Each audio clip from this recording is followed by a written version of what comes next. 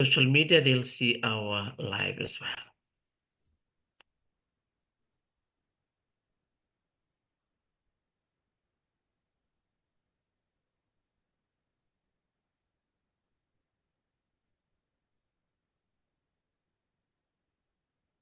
Okay.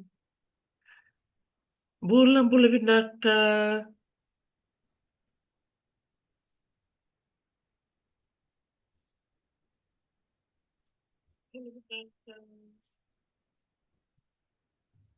Okay, thank you very much for those of you who are joining us online, and those of you who are joining me on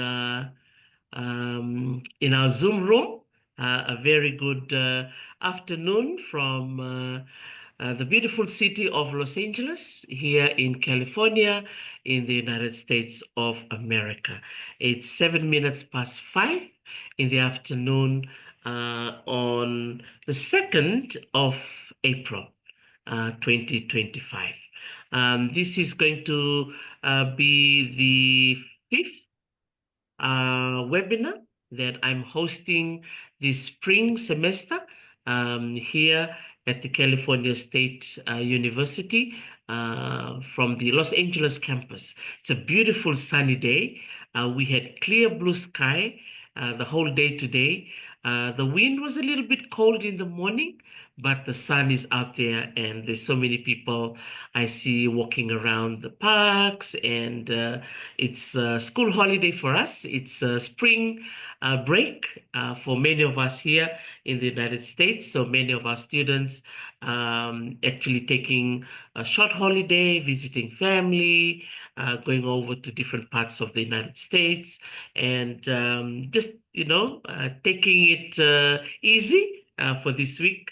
So I'm taking this time to also greet you all as we will be traveling to the Republic of the Marshall Islands. So today we have Miss Solynn Bajo, who will be joining us from the beautiful Alele Museum in Majuro on from the Marshall Islands. And so we are just so blessed to have her join us. All my interviewees from the northern part of Oceania are very busy people, but we are so glad that they can be able to take at least 1 hour from their morning schedule on a Thursday morning over there to join me on this 1 hour of sharing stories about their work.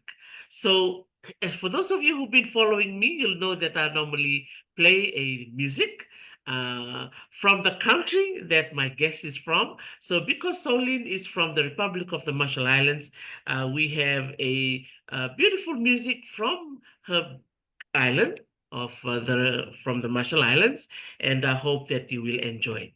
So I will share it, and it's got a beautiful sunset image, and I hope that many of you are just waking up. And for me, I'm enjoying my sunset on this part of the world, and I hope you will enjoy it as we traverse across the Pacific Ocean over to the Marshall Islands. I hope you will enjoy this beautiful rendition of a song from the Marshall Islands.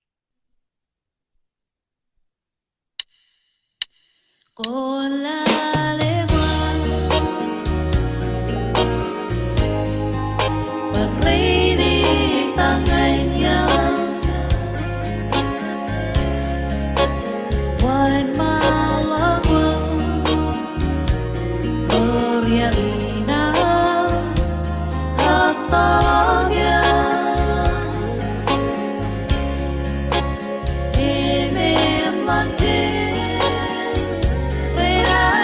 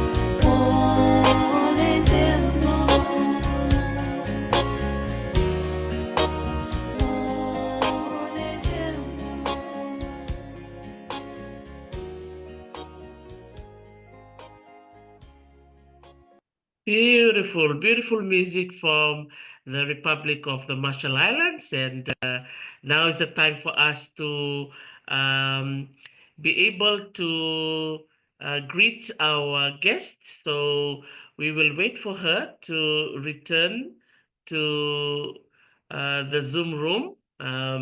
So again, just like to take this time to greet you all wherever you are logging in from. It's a pleasure to be able to say Mbula to Mbuna Virubakayawa here in San Francisco um, in the United States. Okay, I'm just and again, boleh binakalavin tamani. Um, Bulavinaka to Viliame Wangalevi, also Madam Marietta Ringamoto. Lovely to see you all today. So thank you again for joining me today as we travel across the northern part of Oceania. I was saying it earlier that this spring semester we will be inviting different speakers from the beautiful islands in Micronesia, as we call them. These regions, even though they call us, through those terms, Melanesia, Polynesia, and Micronesia, those were the terms that were given to us. Yeah, we all have our own names. And so this spring, we travel across to the island of Saipan, where we had Linda Naputi, who joined us and sharing her work and her story of joining their library over there in Saipan. And then we traveled across to Guam, where we had Patrick Luhan, who joined us, also sharing his story of his work in the Historic Places Trust, the work that he does over there in the Historic Places Trust office. And then we traveled to Palau, and then to Guam again last week. And then today we'll be traveling across to the Republic of the Marshall Islands. So these are really unique times in which we can be able to, hear the voices and the stories of our brothers and sisters who work in the heritage field. So many of those that we meet in different meetings across the Pacific, most of the time we only hear their names, or maybe we meet after every 5 to 10 years. And now we can be able to utilize the use of technology, yeah, like Zoom, and also like the social media platforms that we have these days, that we can be able to connect and hear the stories of our colleagues. Yeah, and many times when we meet in conferences, many of us are so busy attending different sessions, and we cannot be in the same space at the same time. And so these types of storytelling that I'm hosting online, or what they call the webinars, such as this, is an opportunity for many of us to also get to know these individuals a little bit more. Yeah, we get to know their upbringing, the schools that they attended, and also their dreams and aspirations. Yeah, because many of us have dreams when we were much younger as to what field that we want to join sometime in the future. And then 20 years, fast forward to 30 years, we ended up in a place that was maybe much different to what the places that we wanted to be in. Yeah. So it's amazing that sometimes the journey that we follow is different, but then sometimes you are meant to be in those spaces. So Solynn is currently working at the Alele Museum. Um, let me see if we can get her back. Okay. Hello, Emmeline. Emmeline is joining us from Pohnpei. It's nice to see our colleagues logging in from the different island groups. So uh, I just try and invite Solin to get back on. Okay, technology, yeah, that's another challenge that we all face in the region. Okay, all right.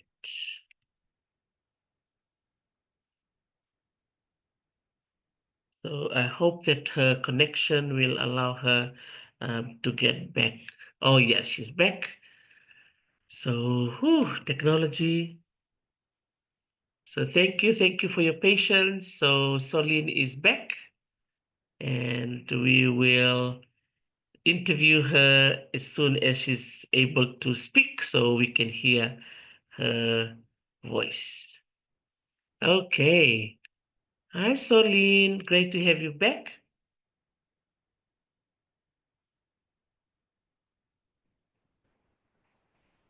Okay. And you can unmute as soon as you're ready, and we can start our talk story. Yeah, our internet connection is unstable at the moment. Okay, so do So you want yeah, us to use your audio? is that okay? Yes, that's Ah, perfect. Yeah. okay. Okay, wonderful. So, ladies and gentlemen, Solene is here. She's back from her beautiful museum, the Alele Museum. So, maybe just greet and say hello to our listeners and to those of us who are in the Zoom room, Solene. Hi, Yakwe, to everyone from the beautiful island of the Marshall Island, and I want to thank Dr. Teresi for inviting me to be part of her seminar. And yeah, thank you. Thank you so much for taking the time away from your busy schedule, Solin. And perhaps you can introduce yourself to us, Solin. Your upbringing in the Marshall Islands, um, where were you raised, and maybe what schools you attended while you were growing up back in your island home. Okay, Ken, my apologies for the my camera being off to internet connection, but yeah, my name is Solyn Bajo. Been worked here at Alele Museum for 5.5 years now. I grew up, born and raised here in the Marshall Island, and I grew up with my grandparents. So more like a grandparents kind of girl. So I have two kids. I'm married, been married for 4 years now. I have a daughter. Her name is Anael. She's gonna be 5 years old on September, and my oldest son, he's gonna be 13 on October. His name is Harmony. Wow. Yeah. Thank you so much, Solin. Wow. And do you have siblings, Solin? Yes, I have. I am the eldest. Eldest of I was basically adopted by my adopted mom, but basically in my both biological, because I also rekindle with my biological family. I'm also the eldest on both my biological parents' side. And Wow. I have a lot of siblings. That's wonderful. It's nice to come from a big family such as what you've just described. What do you think, Solin?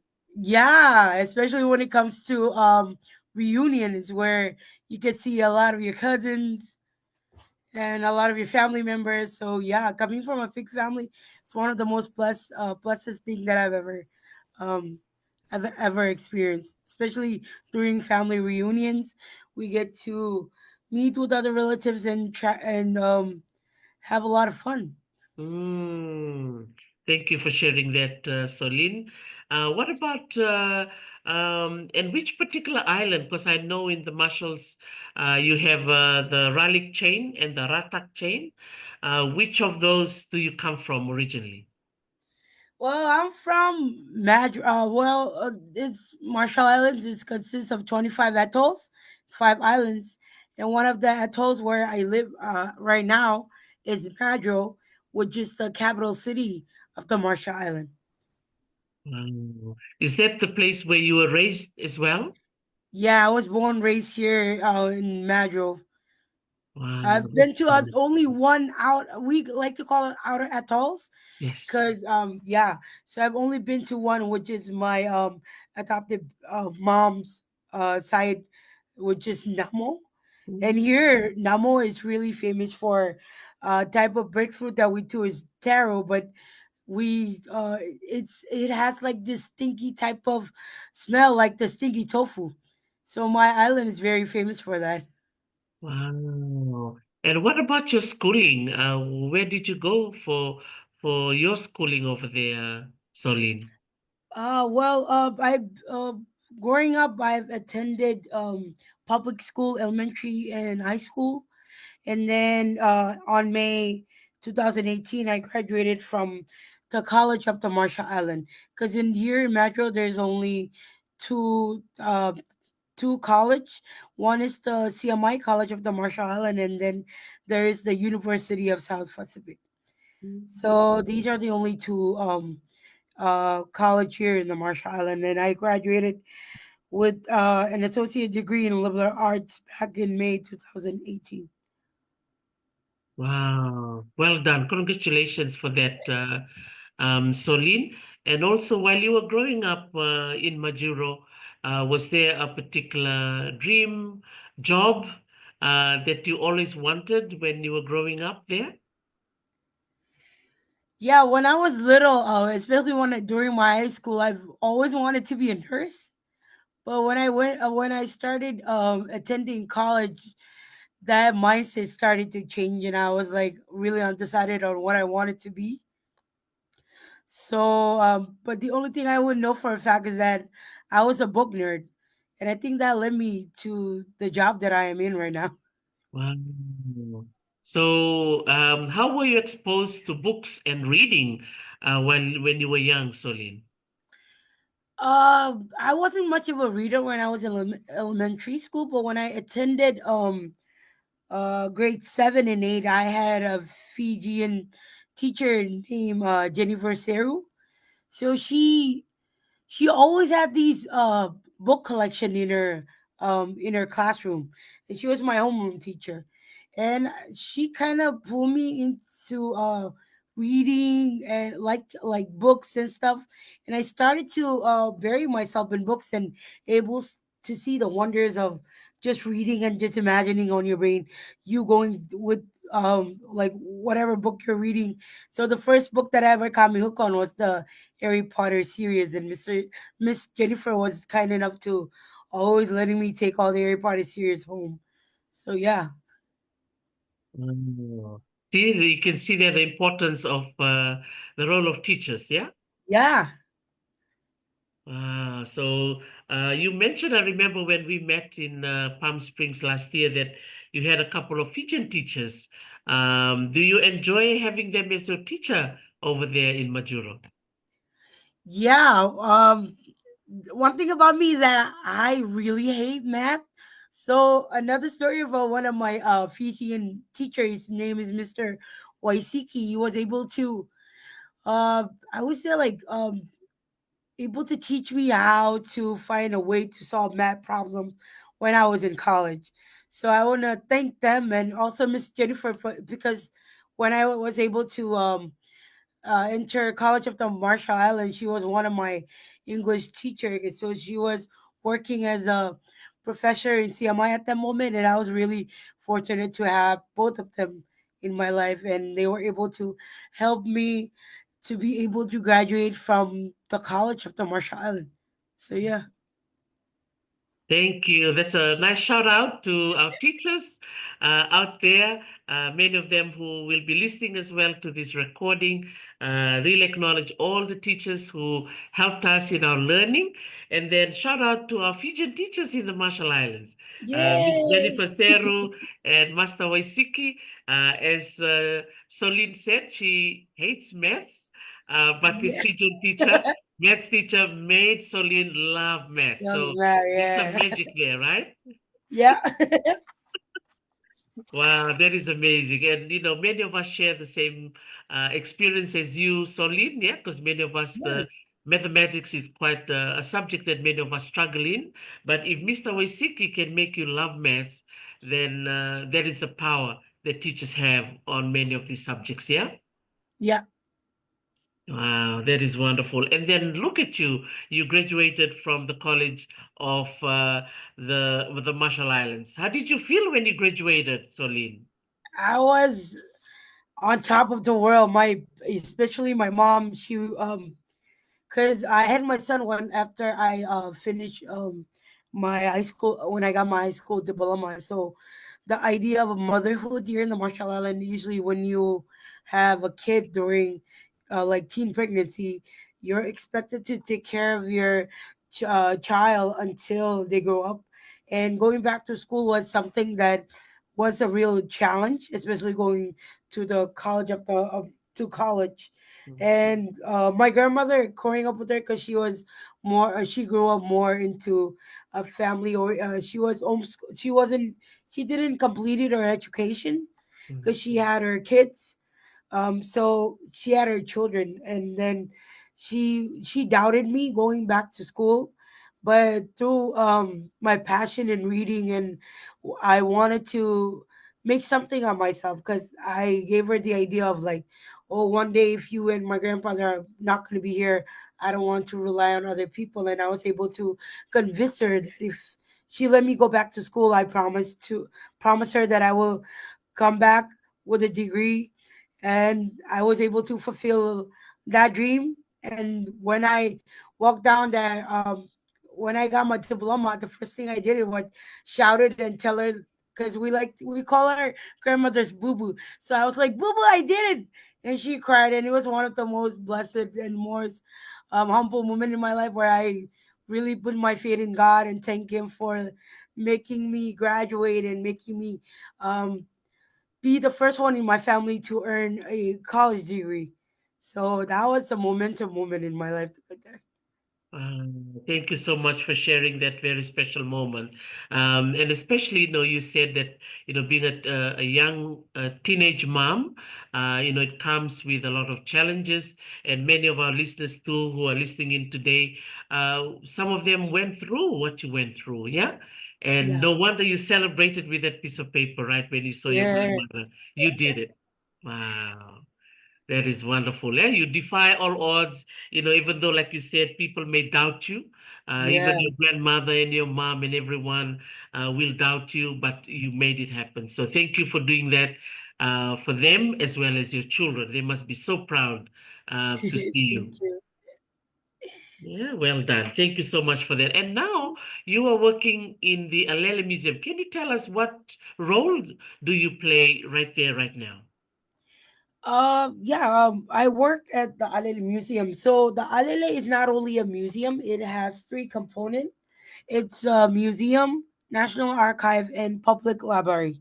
So back in 2019, a year after I graduated, there was a opening for a position here at Alele for a librarian, and because I love books, I assistant librarian. My apologies. I was able to apply, and I met the museum curator, and she saw that I love books and I love reading, and she saw a little bit of potential in me, so I was able to. She hired me, and instead of being assistant librarian, I took on the job as being a assistant archivist to um, the museum curator back then. Her name was Carol Curtis, and I want to thank her for that wonderful opportunity because from then on, 2 years after I started working, 3 years after I started working, my apologies, I was able to upgrade to be a media assistant archivist and museum liaison here at Alili Museum. So my job before as a assistant archivist was to work on the Jogum Di Broom project. So Mr. Jogum was one of the most famous businessmen back then. He played an important role of being a skillful photographer, and he produced 2,500 class plate negatives, and those he printed them, and we were able here at Aleli we were able to when I came here, they were working on they already digitized the class play negative. So what I had to do at first was work on the class play negative, moving them into new envelopes and all that. And then after that, right now at this moment, I'm still working on some of the Jogum Deep Room project, but these are like 25 boxes of ledgers and business and letters that Jogum did back then in the 1880s to the 1930s. So now instead of working on the Jogum Deep Room project, um, I am also the museum liaison, which means that when it comes to touring of prime minister or ambassadors, they come to the Marshall Island and they make a tour to the museum. I am the one in charge of giving them tour guides and all that. How many people altogether, how many staff works there? It's interesting. It's not just a museum. You also have the library and the archives, yeah? Yeah. So basically, we have 10 people working at the museum, including the janitor and the watchman, because they watch the security guards. So for the library, we have 4 people upstairs. And then here in the museum where I'm at, there's um, 5 to 6 staff down here working at the museum and looking through all the archive, working also with the collection we have, because we also have a PCR collection of tapes that we were able to do a funding with historical preservation office with the Alele back in the 1900s. So they would go around to different islands and get legends, recording of legends in like videotapes. So we're still working on those. So we have 700 videotapes that we are still converting. We're trying to digitize them so we can be able to put them online at the moment. That's amazing. As you said, there are 700 boxes for the records, especially too when you say Solin, when it's digitized, many of the Marshallese people who are outside of the islands may be able to access those as well. What do you think? Yeah, we've had a little bit of project with some of the NGOs who's come in, and we if you go search on Marshallese stories and legends, some of them are found in the YouTube. So they were able to come here. It's a Pacifica Renaissance with a Japanese man came in, and we did a little bit of uh, working with them about some of the collection and tapes we have here at the museum. Oh, thank you. Thank you so much for sharing, yeah, the variety of work that is done in the place where you're working. So it's interesting that you also have the audio visual, and then Yeah. you also have photographs, right? And you have papers and documentation. So for you, Solin, what does a day look like for you when you come in the office? What do you normally do when you arrive? And what are some of the interesting things that you do throughout the day? So, if it's like on a busy day, because it usually differs, because sometimes we might have tours coming in, and there are times when they want a tour or not. So basically, just coming in and looking through, either if it's not a busy day, I would look through the deep room collection, try to see, clean some of the documentation, because I still have 25 boxes, and inside those 25 boxes, there's a lot of documentation. So we're still the deep room collection is still an ongoing collection. One of the things we try to prioritize, and then I would look around the museum and try to see what needs to get fixed and all that. Because here at the Alele Museum, we still have a little bit problem with leakage, and whenever there's when they did the repair, it was not that really good. So here, still now, whenever there's whenever it's raining, we still have to deal with a lot of the leakage going on in the museum, and also termites, since and then the humidity sometimes is not good for all the stuff inside the museum. So basically, what I would do every day, just come in, check, go through my emails, go through any stuff that I need to keep track of, or if there is any people who wants to come into the museum and schedule a tour or anything else. So that's basically what I do on a daily basis. Wow. So every day is not going to be the same, right? Yeah, it differs every day. Wow. And I think that makes it interesting for you too, right? It's not just the same thing that you do all the time. A little variety makes your job exciting. Yeah. Wow. And thank you again for sharing about the challenges, yeah, that your work entails, particularly that is associated with the climate, as you Yeah. mentioned, with humidity, as well as the rain, Yeah. when your building can have, water coming in. So in terms of conservation, for example, are there training that are offered to you and your team on how you need to protect some of those heritage materials you have in the museum? Yeah, so the museum is only funded by two. We have the RMI funding, which only funds the staff and only half of the insurance for the car we have, and then we have the IMLS, which is our main source of funding for me and a lot of our staff regarding salaries and and also some of the materials and supplies. And when it comes to traveling and going to all these function, we always look for opportunities through the internet to try to see if there's any free conferences on how to give track of our heritage and how to and our collection.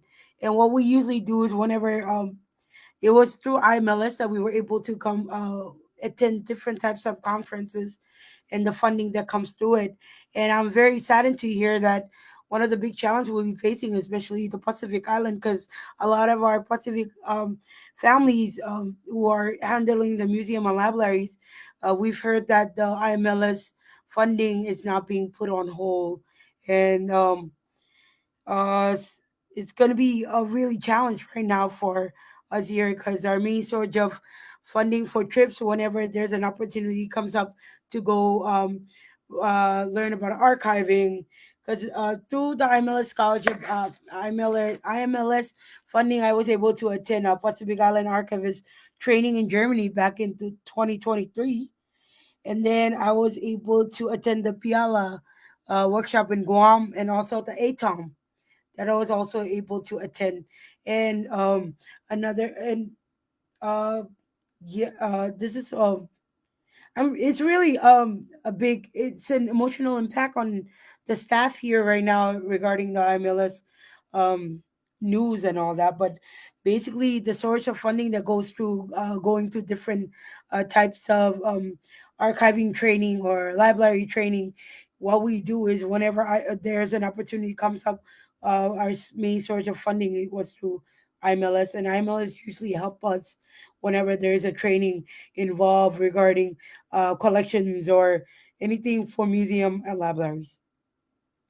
Wow, thank you for sharing that, Solin.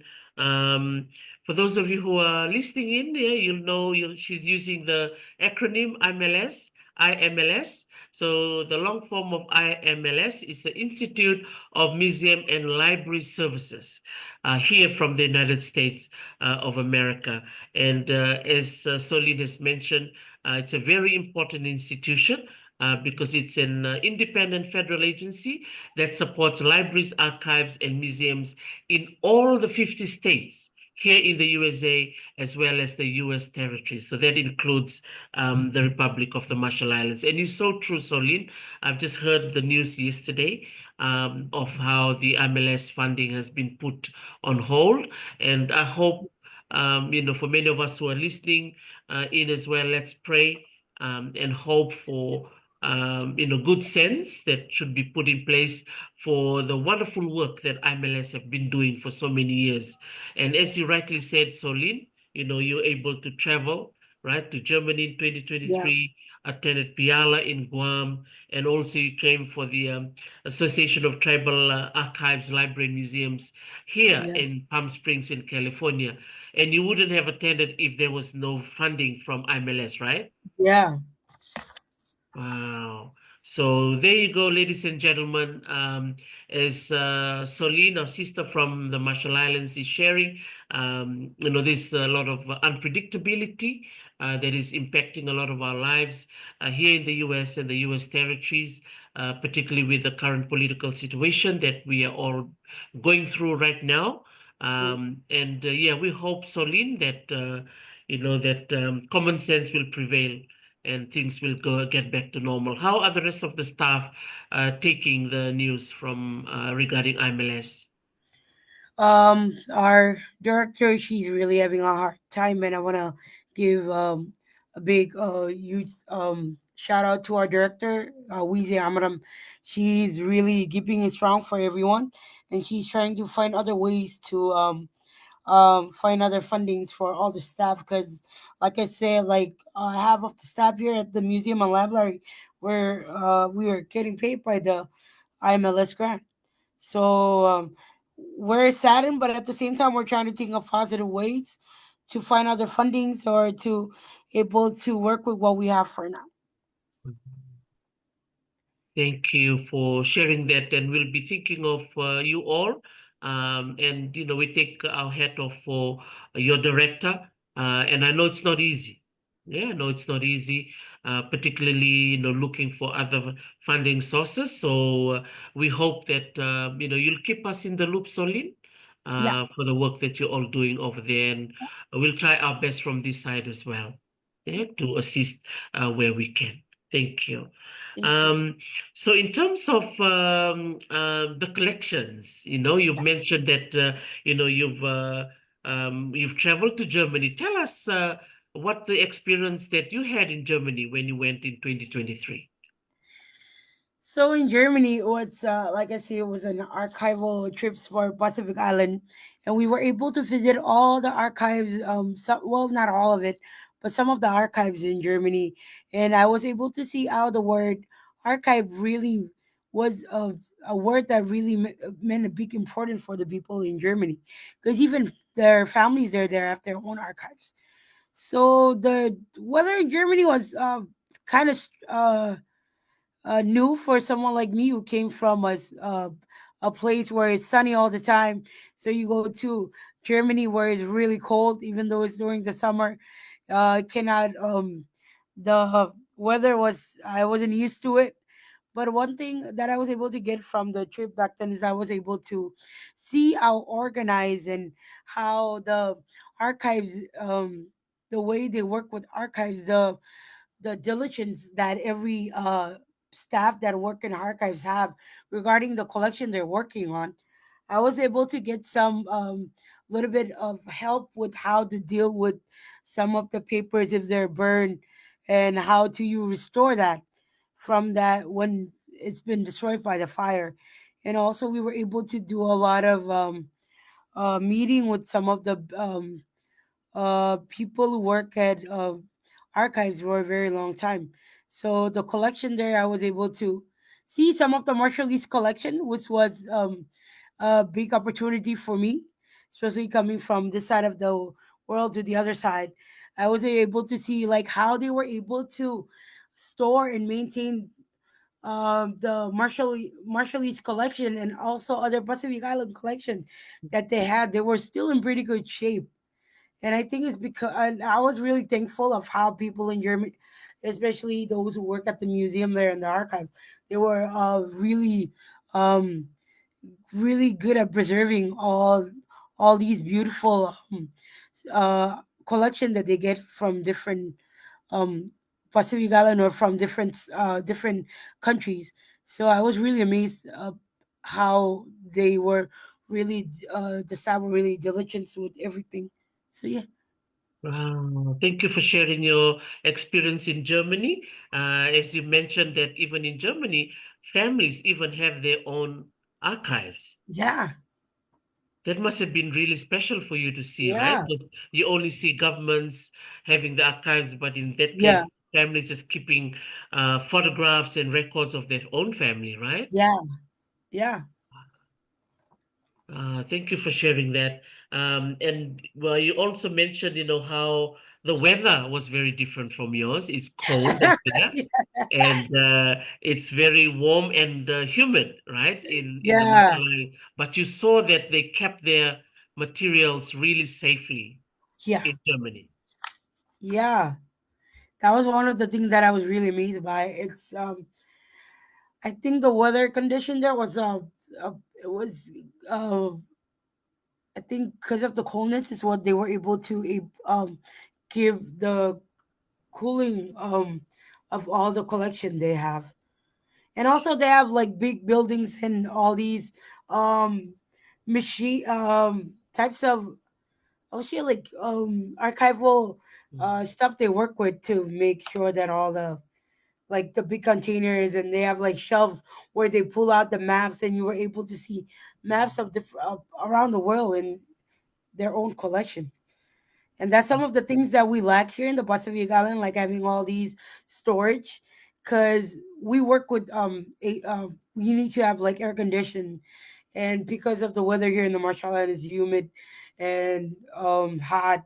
Sometimes when even here, like in the museum, there are times where we have uncertain power outage, and it's the staff here at Alele. We always try to find ways to make sure that we try to whenever there's like sudden power outage for us here in the museum, we mhm. try to keep the cool inside the close the door so that the cooling inside the collection doesn't come out. So yeah, Wow. Yeah, thank you for sharing that. Definitely in the Pacific, yeah, sometimes the tropical climate can also be detrimental to our collection. So mm, sometimes in this regard with Germany, the cold weather and also the stability, yeah, of the yeah, temperature in the buildings, because they are kind of like it's conditioned, yeah, in a yeah, way that they are balanced all throughout, and it yeah. won't impact on a lot of the collection. So for those of you who are watching and listening in, we've got Solynn joining in from the Alele Museum, and her work as well is in the archives. So those of you who've been to archives will know that archives, they look after so many types of documents, from tiny little books to large maps and Yeah. large pieces of work, and therefore storage is such a big issue for you then, Solin. Yeah? You need to have space for bigger Yeah. stuff. Right. Yeah. So you have maps, you have audio visual, you've got video, CDs, manuscripts. So a lot of the challenges I'm sure you are faced with. But Solin, do you enjoy your work? Yes, I do. I love it because it plays a big part in I was able to one thing I really love about my work is that I am able to learn more about my culture and tradition, and how important it is to maintain our culture and tradition. And I don't it's one of the important thing that I was on my upbringing with my grandparents. They were really deeply rooted in our cultures and traditions. And coming and working here at the Alele Museum, I was able to gain more knowledge from the older staff that were here, but they're already, one of them already passed away, Mr. Lungenbo Frank. He was our media archivist, and he sadly passed away during the month of January. Oh, And we already did his funeral and his burial. And he was one of the most knowledgeable elders here at the museum. He works here the longest, and I was able to work under him. He was able to teach me and show me all the video collection he did. He was the one who did the video collection for all the tapes, audio cassette that we have. And I was everything regarding language. He was able to really teach me like how even in the future is to make sure that one thing that we don't lose is our mother tongue, because it's really the identity of who you are, where you come from, and where your identity and where your culture and tradition are deeply rooted is through our language. So I am really was really honored and fortunate to be able to work outside one of the most wisest elders that we had here in Alele. And Sally, I'm very unfortunate that he passed away, but um, being here and working with them, he was able to open my mind to be more considerate of how the past was able to shape the present, and for us, the younger generation, to make sure that whatever was happening in the past, people in the to me if ensure that future generation would know about it, and to make sure one thing that he sees that is starting to die down is our language. Mm. And through him he was able to teach help us do a little bit of a program called MLR, which is the Marshallese language revitalization for little kids who are ages 6 to 8. One of my colleagues, Miss Roxine Carbon, we were able to do this 1 year long project from the Austronesian Community Development program in Taiwan that I also attended. They were able to fund this beautiful Marshallese project, and we were able to do it for a year. And what we did was we made sure that students that are in private school, because basically in private school here you learn to speak more English because your teachers are from the United States or from different parts of the world. So we were able to have a good outcome of the project that we had for the Marshallese revitalization language revitalization projects. So yeah. Wow. Thank you for sharing that, particularly encouraging the youths, yeah, of the Marshalls, to continue to speak the language. Do you still see a lot of your young people speaking the language, Solid? I think the younger generation, mostly like right now in elementary and high school, they're more keen into speaking a lot of English than Marshallese. So I think English, even though it's a nice uh from my own experience growing up, Marshallese was English was one of the most hardest language that you have to learn. Um, that even during when I was in public school, because public schools they tend to speak more Marshallese than English, and then I was able to see how the changes in the language it was able to shift, like how people are prioritizing more speaking more English than Marshallese because because of the mindset that or when you travel and go to outside, the second language that for people learn all over the world is English. So right now there's not a lot of Marshallese going around, and seeing a lot of youths gathering together. You would hear them speak less Marshallese than English. That's an interesting point, and thanks for sharing that and really acknowledging Taiwan for funding that project. Even though it's only a year long, it must have had a huge impact on you, Solin. Yes, and even the parents. Some of the parents were a little bit concerned because most of the kids grew were in private school, and they don't know like some of they try to converse with some of the um children of their relatives. Like if you're coming from the States, you were born and raised there, and you come to the Marshall Island, when they try to do a little bit of helping around with their friends or their families, they get to be the language barrier is always there. So we had a good outcome of the project. A lot of parents cried because they were really emotional of how they they never thought that their children could learn some of the Marshallese chanting, traditional Marshallese chanting along with the alphabet, and they were able to talk more in Marshallese than English. So yeah. Wow, what a variety Yeah. of your work in the museum. Yeah, you do quite a lot of interesting stuff. Before we conclude our sharing today, I know Elinda Naput is here. She's the president of Piala. What was the experience when you attended the Piala conference in Guam? Hi, Elinda. Well, I didn't attend the one this year. The one that I attended was back in 2020 because Oh, our director was a because I was able to be at I had a family event with my grandparents because they're in Hawaii, so I wasn't able to attend the one in Guam. But our director and our grant writer, they were able to attend with well, our friends from the MILA Institute, which is the Marshall Island Library Association. yes. So hopefully this year we're attending the Piala here in the Marshall Islands. So I'm kind of excited, waiting to see the updates on with my sisters from the Mila Association.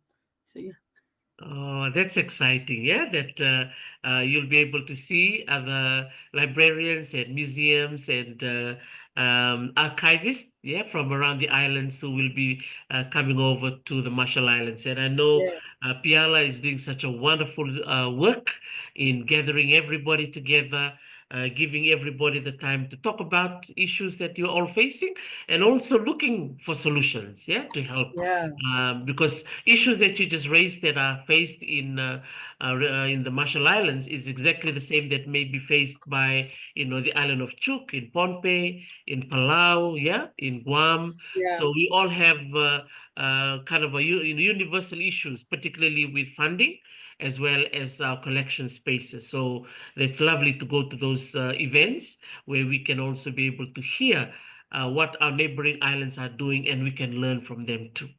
Yeah. Mm, Wow. Thank you so much. And thank you, Elinda, for your leadership with Piala. And we are all excited, to be able to see more work of Piala. So, Elinda, we'll give you time to say hello to Solin and to Hi, give us a few Hafaday. words about Piala. hello. Hafaday Yakwe, my sister Solin, and everyone.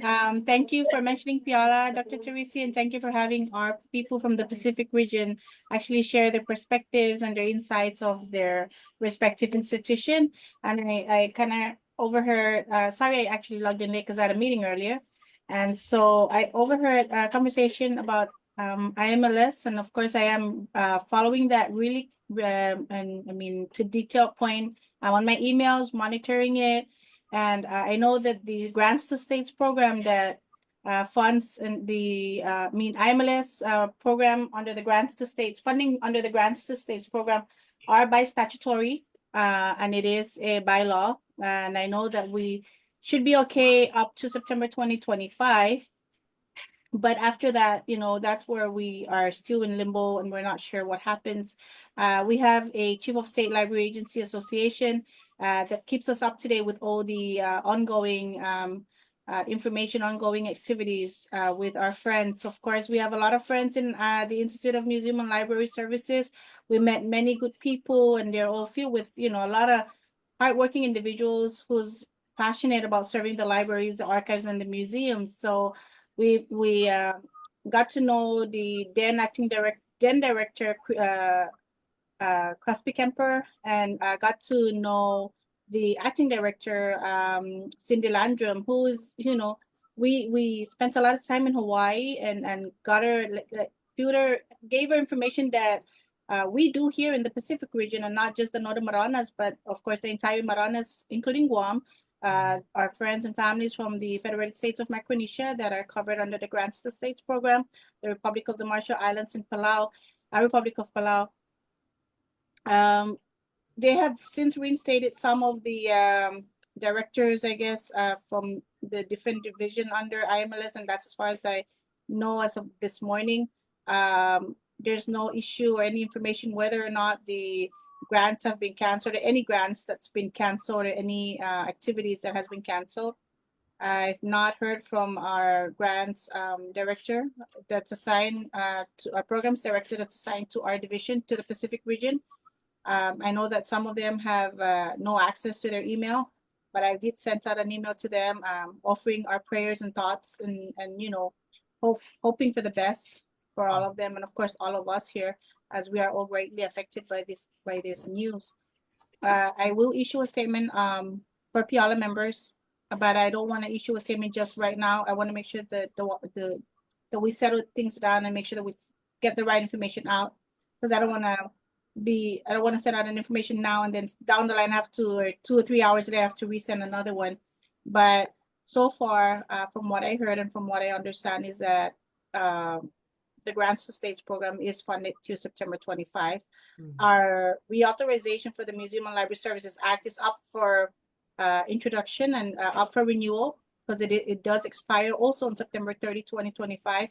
When I was out in DC a month ago, we were able to visit, I was able to visit the Senator Reed's office and our local elected officials, which is Congresswoman Kimberly King Hines, and from here, the NMI, Congressman Jim Moylan, and also American Samoa Congresswoman Amara Radawagan. And we shared our importance. Of course, we were there for arts, but I had to slide in a library pitch and a museum pitch and an archivist pitch. And I, informed them of the reauthorization that's coming up for reintroduction. I met with the chief of staff of Senator Jack Reed also and repitched my thoughts about the importance of their funding and the Reauthorization Act to give us more funding. And if you look at the Reauthorization Act online, they did mention that we do need additional funding.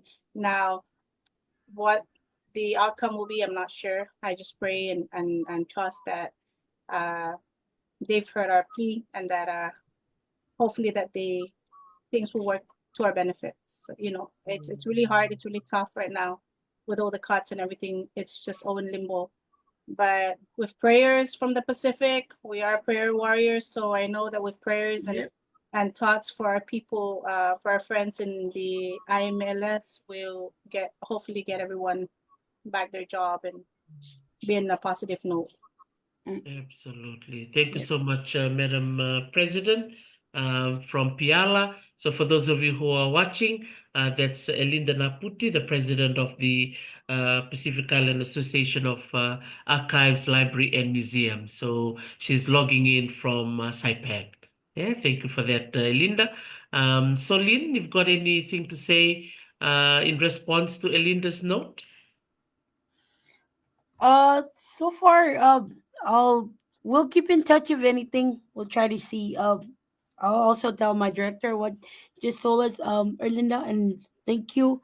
And prayers to everyone. Like she said, we're all prayer warriors, so we'll be praying here for the best outcome.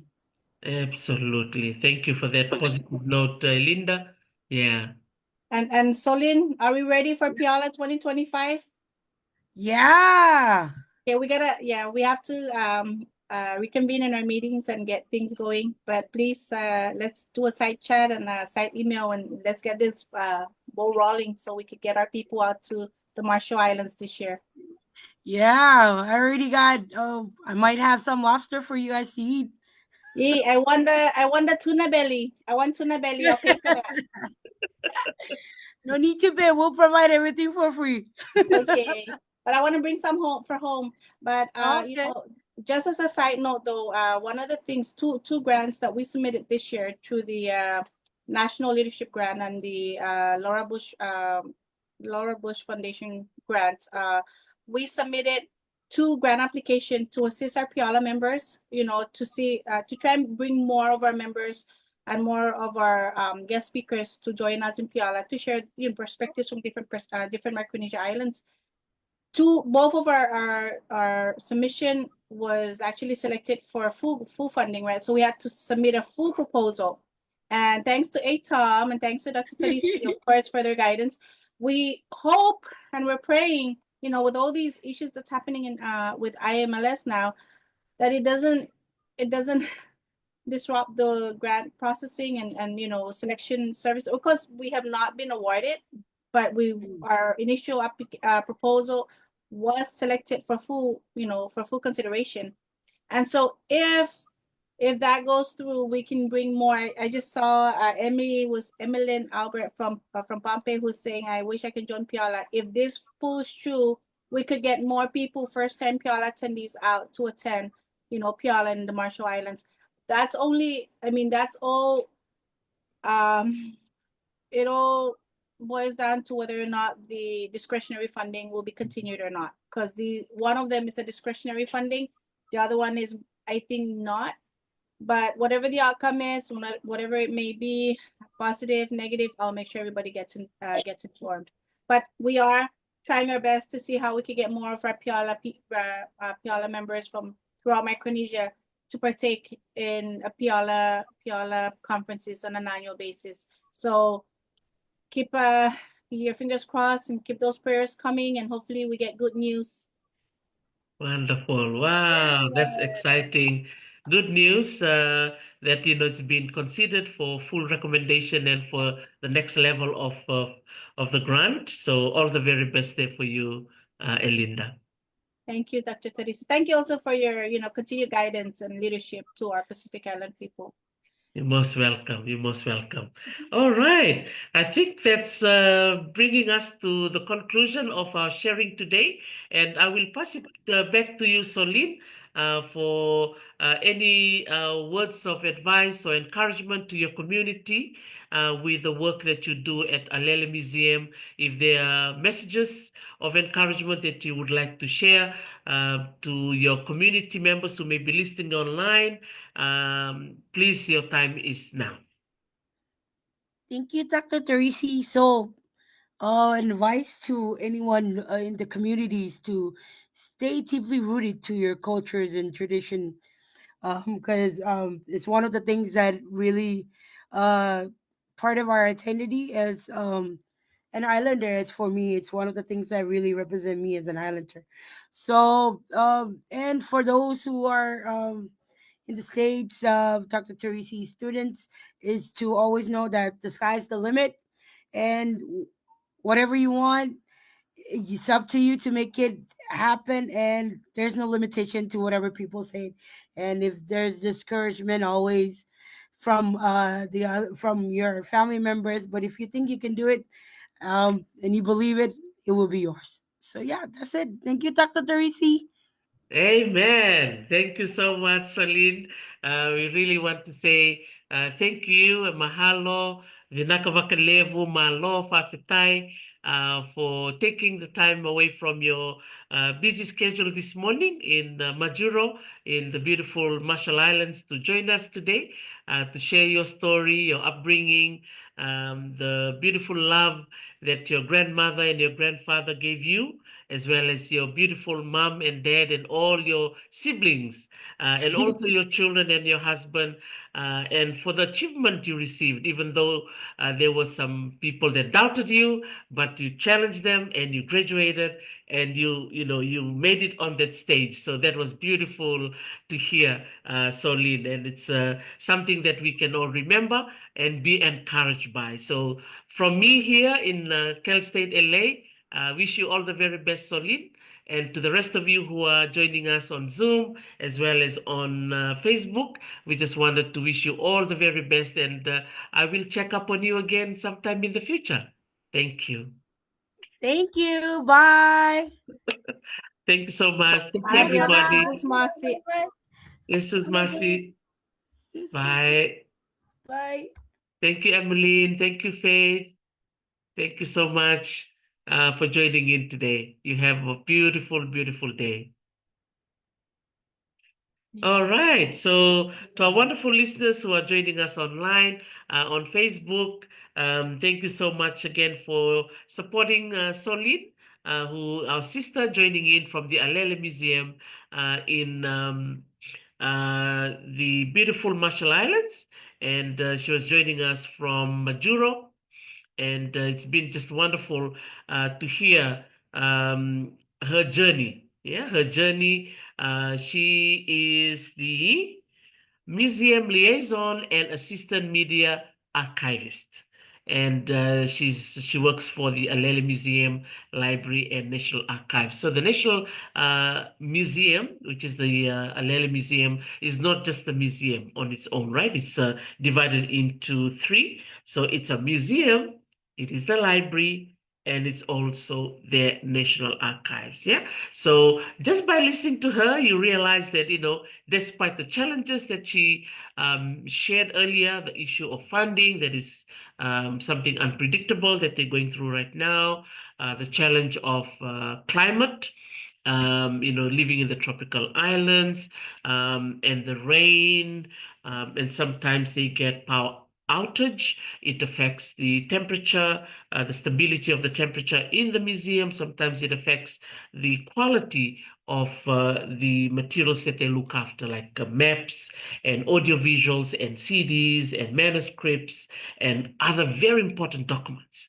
Yeah, important documents for the country. And so, despite all of that, she still enjoys coming to work. Yeah, what a beautiful lesson that we all learned, that despite all the challenges that we all face personally or also professionally, you keep your focus and you make it your aim to remain positive in everything that you do. So we learned so much today from Solynn Bajo. So next week we will be traveling to not one island but two. We'll be traveling to the beautiful islands of Pohnpei and the island of Chuuk. And both of them come under the umbrella of the Federated States of Micronesia. And so we're very, very lucky to have two of our very important staff who work in the two archives in the two beautiful nations of Chuuk and Pohnpei.